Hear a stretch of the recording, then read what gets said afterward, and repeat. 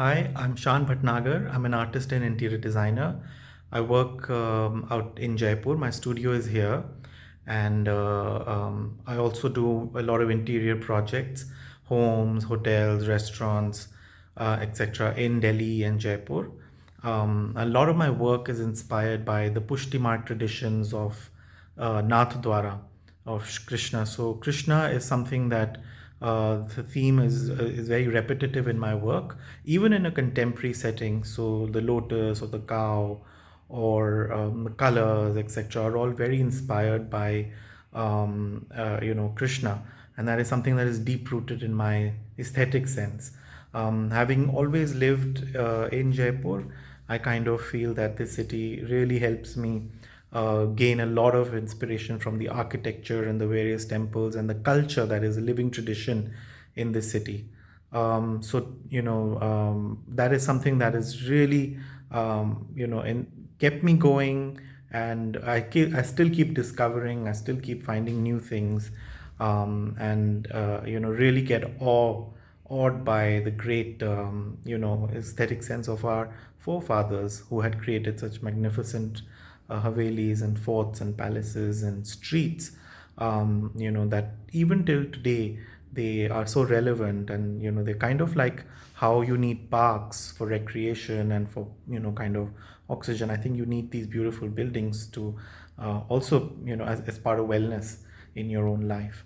So today I'm going to talk about, I'm in my studio right now. This is my studio. If you can see, some of these are my paintings at the back. I will quickly move my camera so you can see. These are some of my paintings. This is these are my series inspired by the Pitchwise, the paintings that are hung behind Krishna at this very important temple in Nathdwara. So these are some of the motifs that are that you frequently see: the parrots and the cows, peacocks, trees, etc. So these are some of my paintings in my studio, and various forms of Krishna. This is Radha Ramanji in Vrindavan. That is Srinathji in the winter, and another painting of Srinathji in the lotus pond. Here you go.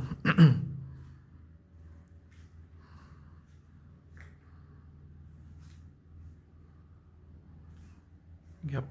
So today I'm going to talk about this particular painting. It's Srinathji in painting of Krishna as Srinathji. This is, like I said, it's a very important temple in North India. It's in near Udaipur, this small town called Nathdwara.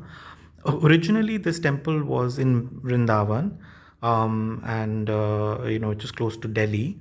But many years later, or many years after it was founded, by this great priest called Vallabhacharya, who also started the Pushti Marg, the path of grace. It was moved to Mewar. It was moved to a small town near Udaipur in Rajasthan, to save from the iconoclast Aurangzeb. So this temple now is in Rajasthan, and the culture, even though it is heavily inspired by the Braj, the region where it was originally founded, is now also kind of overlapped with the Rajasthani culture. So here is a painting which is based on a famous poet Surdas's poem.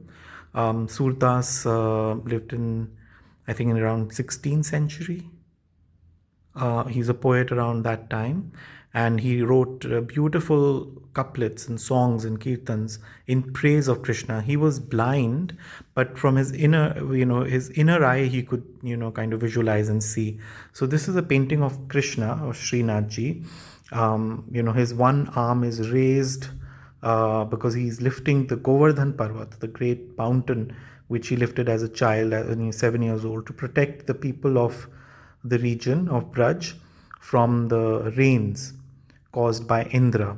So it was to protect the people. He lifted a whole mountain, and this pose of his one arm raised up signifies that. In this painting, as you can see, there are clouds, and there's a moon. There are cows. There's Krishna, and there are flowers. So here Krishna is forcing his foster mother Yashoda.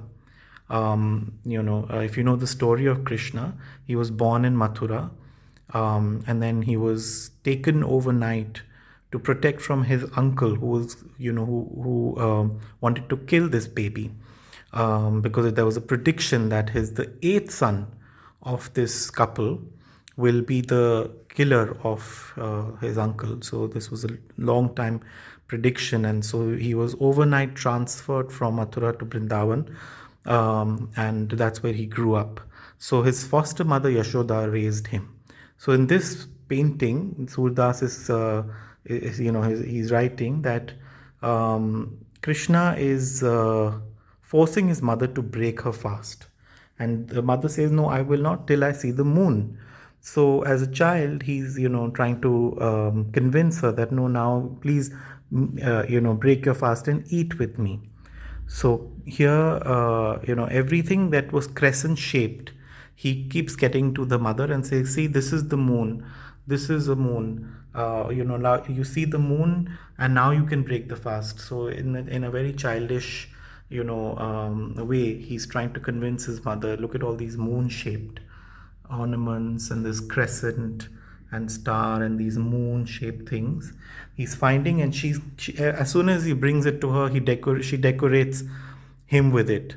And by the time this whole drama, of him finding crescent shaped things in the house and then bringing them to her, when he's completely ready, and she looks at him and she says, "You are the moon of Gokul." Gokul is the place where he was, where he lived as a baby. And she says that, "You are the moon of Gokul." So he looks magnificently dressed up in all these crescent shaped ornaments. And then he lifts his arm, as Surdas says, to order the moon to shine. And so the mother can break the fast. And the whole day he's saying that cows are the closest color of moon on earth. So mother, break your fast. See what I found, this little crescent shaped thing. So mother, break your fast. Look at my eyes are moon shaped.